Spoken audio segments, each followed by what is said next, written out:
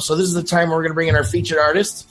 So get dressed, everybody. Put your pants on. All right, ready? And... Oh, they just pulled it on just in time. He just pulled his pants up. So featured artist, Limberlost. We checked out their music right before we finished up the show last week. So how is everybody doing? Great, man. Awesome, dude. Good. Thanks for being here early and getting everything set up with us. We really appreciate that. And, the internet seems to be working okay. So this is the time when I have whoever's kind of the spokesperson of the band sort of give us your elevator pitch of, if I just meet you and you say I'm in a band and I say, oh, yeah, what kind of band? That kind of thing. And then give us a brief explanation of Long Shadows. We're going to listen to the song, and then we'll come back deeper with Dave. Yeah. So who's talking? Go Take it away, Crystal. All right. So we're Limberlost, and we are a local rock band of the Pacific Northwest, and we just love music. So that's what we do. We get together, and we do what makes us happy, So the fact that we get to put songs together and that other people get to enjoy it as well is super awesome, Awesome. So Long Shadows. Long Shadows. That's actually, I think, one of the most important songs to me that we've done to date. It's a really great riff that Ricky had been messing around with for a couple of years, really, and I finally was like, we just need to sit down and do something with this. And it was at a time when I had just kind of gone through a really rough year in my life, where I had really kind of gone some rounds with depression, and finding that place where you're not going to give up and you're not going to give in, and you're not going to let it win. You're going to kick its butt, So that's what the song is. It's a fight song about making it through that kind of thing. Awesome. So let's kick its butt. Long Shadows by Limberlost. Let us know what you think in the comments. Share this video out. We're going to come back, get deeper with Dave right after this. Yeah.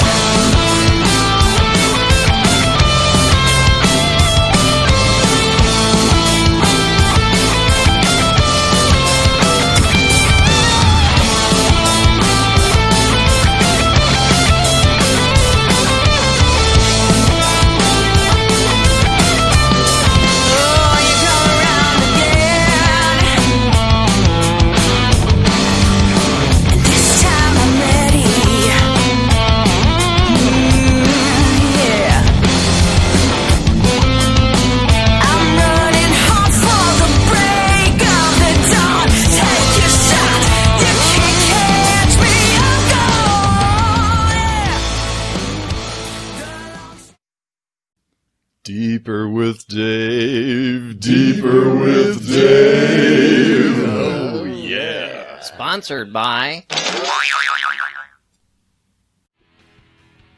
All right, so we have Limberlost here, left to right, at least my left to right. We have Crystal, and then we have the man that's known as the Stuart Sutcliffe of Northern Washington, Ray.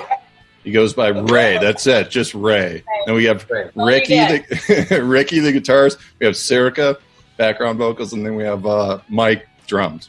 So, something I like to do in a lot of these interviews, I love just kind of going back to the beginning and just understanding the genesis of how you guys formed and how you created your sound.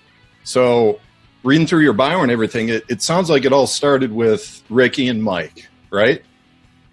Is that correct? Definitely. Yeah. So reading through your bio, it sounds like there's like a 3-year span in the beginning where was it just the two of you just kind of like writing songs together? Mike, you want to just say a few words? Yeah, it was kind of like that. Kind of like that, but we actually went through a couple other players. We had another couple that we wrote music with for about a year, a husband and wife duo, and that just didn't quite work out. Great people, just didn't quite mesh, didn't have the same vision.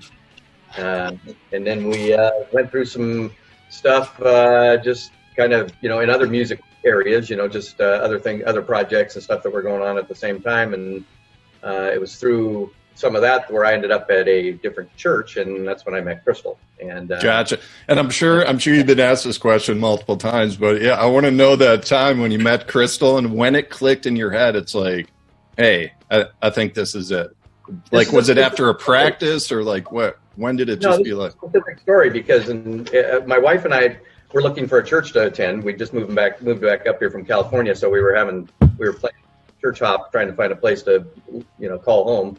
And I went to this church before and didn't get that warm fuzzy the first time I was there. So we went around and did some other stuff for about a year or two. And then we decided to go back to it because it was kind of in our hometown. And it was about our third trip in. I was watching, we were sitting there and the worship team came out to play. And this little curly-haired girl bounces out with her acoustic guitar, singing some worship tunes and stuff. And I'm watching. I just remember I leaned over to my wife and I go, singer. Oh, you knew it right there. So then I weaseled my way onto the worship team. Yes, he did. He infiltrated. Oh, you start working the strategy on how to. Yeah, I gotcha. Yeah, and then I brought him over to the church, and we kind of the band. We were kind of a worship team and a band at the same time, and then we just kind of became a band. And yeah. All right. So how about Crystal? How about your perspective? Once like you started practicing with these guys, like was this the first time you were getting into kind of like harder rock if you were playing acoustic before? And how'd you feel about it? So I was raised on like ZZ Top and Bon Jovi, and hard. Okay. So I'm down with the rock and roll. That was not an issue for me at all.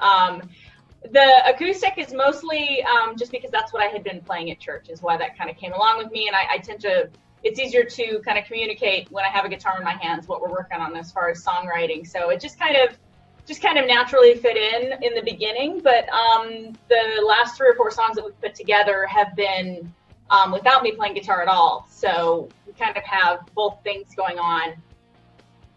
Well, that's cool. Something I noticed. Yeah, sorry. Go ahead. Sorry, what was that, Ray? He's like on a flying V now, bro. Yeah. Oh, okay. All right, gotcha. Well, something I noticed watching some of your videos and just looking at pictures, it looks like you guys just, have an awesome time together. You love playing together, being on stage. You got this like chemistry. Yeah. Yeah, yeah, go ahead. We did a run of shows last year where we had like 6 shows in 8 days, which for a local band, that's kind of a huge deal. And at the end of it, I thought I was going to be just completely trashed. But I woke up on Monday morning and I'm like, I have never felt better in my entire life because this is like medicine, being with these people and what we're doing together. It was just, it's food. Time to go on the road. Yeah, exactly. No, it sounds so. It also looks like you've started to have some like regional success. You won some like local awards and everything. What's the plan? Are you going to try and start branching out to different states? Set up a more of like a national tour, even if it's kind of like low level indie. Is that what you're thinking? Well, these are things that I would have to tell you and then kill you. But no. Oh, come on. The goal is always to see where we can take it. Yeah. And the idea that trying to fit into the box that is the music business sometimes. Never really subscribed to that. I think that there's 100 different ways to skin a cat. So yes, our goal is to get out and branch out. We've been looking at really utilizing the internet. The ability to expand your voice through that internationally. Well, Mike, if you've held on to that viewpoint like decades, like I have, then you're being proven as a futurist because it's just independence is kind of where we've moved towards. Right. You know, and I don't want to go too much on a tangent here, but basically like major labels like 20 years ago, you know, they would have 100 acts on their label, and they do development deals. They'd give a band $100,000 and all that. Right today, they have like 4 or 5 bands, and they put all their money into them. So what happens to all the A&R reps? They disappeared, and then basically all these new tools and software come out where it's like, hey, like we can actually like do this ourselves now. Like we really can do it. We can't. It's not almost impossible like it was like 20 years ago. See, there you go. You're holding up your album right now, right? Yep. Yeah. You know, to your point, I have a friend that just, I can't say their names because they haven't officially announced it, but they just got a distribution deal with Sony, you know, and they're not. Yeah, and those still exist. Yeah, the distribution deals still exist, but yeah. Great.